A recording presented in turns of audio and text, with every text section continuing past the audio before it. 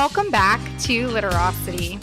I am Jennifer Duda, the High School Language Arts Specialist, and we are returning with our Teacher Expert Series.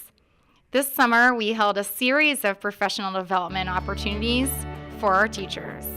How many of you teach reading as your main subject? Lucille Benjamin, a teacher at Dixie Hollins High School, recently facilitated a seminar for classroom teachers at Countryside High. It was a Socratic Seminar. It is not a new concept. However, it is new to some teachers. Reading, whether it's a math, history piece, you can still engage in a conversation about that and use some of the reading strategies that we will talk about very shortly that are in your packet. A Socratic Seminar is a useful strategy in today's classroom, providing another forum to present and discuss ideas.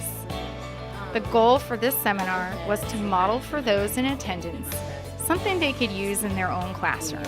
What she modeled was having two texts and having the students go through and take a side and having somewhat of a debate. One person has the floor while the conversation is taking place. Students take a lot of ownership in this discussion, and you get a chance to sit back after you show them the steps that are needed, and student leaders start to emerge, and they really do enjoy that, leading the conversation of their peers. Many of them had heard of the word Socratic Seminar.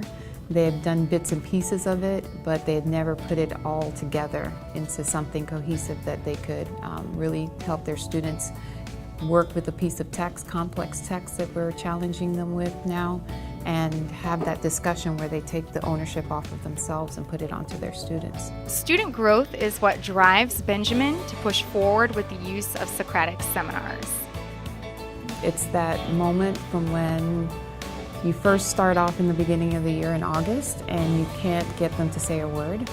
And then by spring break, the ones that are really quiet have realized this is not going away, that she's going to insist that I say something and she wants to hear my voice. And they start speaking, and you find that they have so much to say.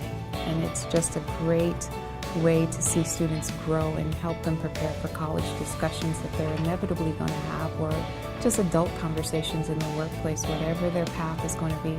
It's just an opportunity for them to practice that skill in a comfortable setting where no one is ridiculing them and we respect each other's views, and when they walk away they feel empowered. Kids love to talk.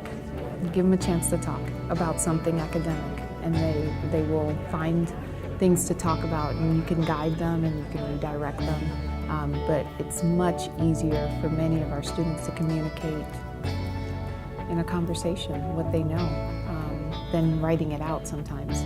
It seems like, oh, another writing task, but when you say, we're going to have a discussion, we're going to have our chat, our Friday chat, it becomes more of a reward system for something that they've been doing all week long and maybe preparing. So if I were working in a reading classroom, I would say, I may look at this text earlier in the week, and by the end of the week, our reward for doing such a great job with the text is to talk about it. Teachers attending this seminar at Countryside were invited to participate in an actual Socratic moment, the group being realigned into a circle for discussion of the text they had read earlier in the day. They feel the pressure of what it's like to have that awkward silence. They know what it's like to contribute to a conversation and listen to others as they're speaking about the topic, I think is the most important part of the time that we have together. That hands-on opportunity to practice what I'm learning and feel what I'm going to expose my students to is important. If I don't know what they're feeling, I can't address it. But if I have an idea what it is to sit on the other side of the desk and know what it's like to sit in the circle with my peers and speak on a topic that I may not know a lot about, or may know way more than my neighbor. You can't really set your room. So, did those in attendance feel they could utilize this strategy in their own classroom? I think when we get into the FSA writing, I'm going to use this strategy with our FSA materials and see what I can use with those materials and use the Socratic Seminar before they write their FSA papers. I think it'd be great for you discussing text, specifically books or short stories that we do for literary discussions. I think it'll really help the students with that, so I'm excited. Seeing that, determining theme, determining author's point of view, how the characters drive the plot, all of those little standards, I think it'll really help the students.